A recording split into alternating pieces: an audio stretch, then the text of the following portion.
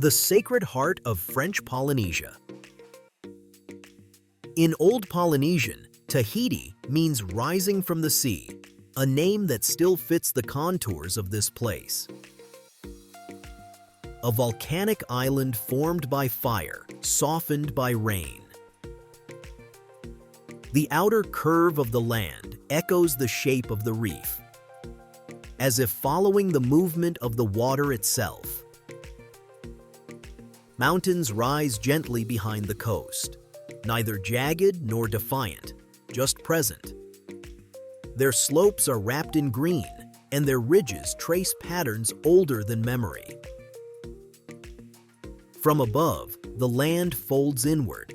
You see streams glinting through the trees and valleys that hold a soft glow longer than the rest. The heat settles rather than moves. Over 2/3 of French Polynesia's people live here, drawn to the shoreline, where reef and earth meet with nothing to divide them. Stone paths follow the bends of the rivers. Terraced farms rest beside mossy walls. Just water and wind and the quiet shift of leaves. Villages appear, not arranged, just lived in.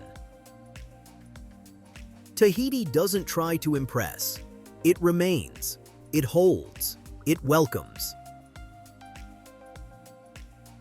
Past the last bends of the shore, the ground starts to climb. It climbs with a patient kind of purpose. The mountains come in tighter now. Their ridges press and lean, as if sheltering something deep within. They don't say a word, but their shape tells a story. Worn by time, steady and aware. Shadows shift across the highlands throughout the day. Sometimes they stretch long and soft. Sometimes they vanish behind cloud. Light doesn't land here, it lingers. The inclines tighten and curl, drawing the hills into one another. Green comes in layers, not lines.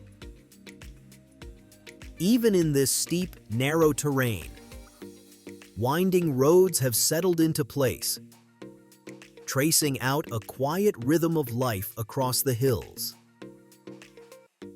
Homes gather in soft clusters, not imposed on the hillside, but placed with care, nestled into its contours. Roofs peek between trees, and lines of asphalt weave through the foliage, soft and unannounced. Far below, a valley opens like a breath, the kind you take before letting something go. You begin to understand this place, not from its height, but from its calm. These peaks don't demand attention. They offer it, to light, to mist, to anyone willing to pause long enough to notice. The coastline softens again. Where the mountains release their grip, the edge of the island stretches open. Still, uneven, unplanned. Coves appear without warning, cradled rather than carved, as if the earth itself made space for the sea to rest. Palm trees lean low, tracing the wind. Bushes bloom in untidy clusters, and the sand, pale, weathered, slips into the forest with no clear edge. The water here moves slower. Waves return, not to crash, but to touch. Many of Tahiti's most secluded beaches can't be reached by road. They appear at the end of a trail, or after a quiet paddle along the coast.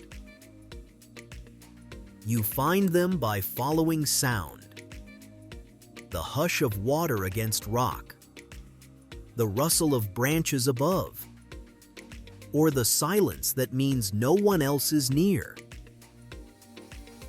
There are no markers, just a curve in the trees, a shimmer through the leaves, a glimmer on the sand that wasn't there before. These aren't places you plan for. They're moments you notice. And when you do, you stay. If this path through Tahiti stirred something within you, consider leaving a like. It helps us share more moments like this. Thatched roofs rest gently above the water, forming a small village that floats between sea and sky. Bridges connect pools, gardens, and shaded paths, each element placed with ease. Palm trees lean in beside wooden walkways, and loungers face the open blue in quiet rows. The lagoon curves inward, holding the shoreline in a gentle arc. Cottages rise on stilts, each one with a private view of the horizon. The tide laps softly against stone and step, unhurried. Mountains hold their shape in the background, watching without moving. A canopy of green frames every edge. The colors shift between jade and turquoise, touched by light. Each space is open but not exposed, breezy, simple, deliberate. Canoes rest by the docks, sails folded, waiting. There's a calm here that doesn't come from silence, but from the balance of space and design. People pass slowly, unhurried. There are no lines to follow, no sounds to interrupt the breeze. Only shade, movement, and the shimmer of water through wood. It invites it, softly, completely, and without insistence. A coral garden spreads beneath the tide, its edges rising into view through turquoise glass. The lagoon is clear enough to see it all: layers of reef, shallow pools, and the slow drift of sand. Colors shift as the light moves: jade green, soft gold, sea blue, not painted, alive. Fish weave between coral towers, tiny movements in a vast stillness. Every shape below seems placed with care. From above, it feels endless, an underwater mosaic shaped by time. Wooden piers extend across the shallows, and rooftops with woven palms lean gently over the edge.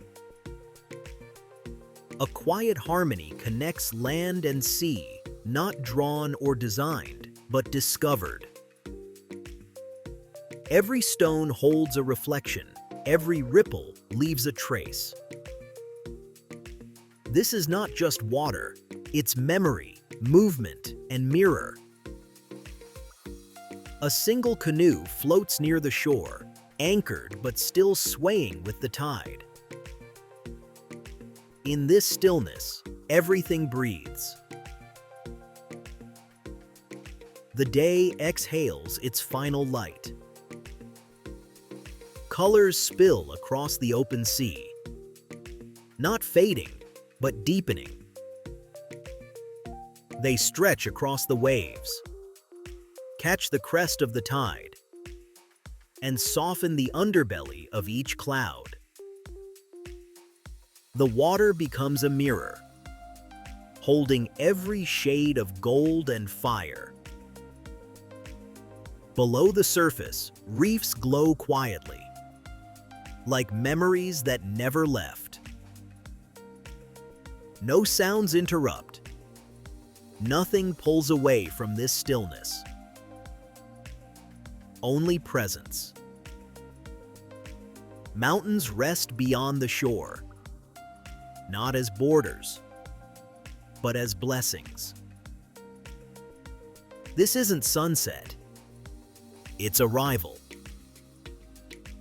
Not an ending, but Tahiti, becoming all that it is.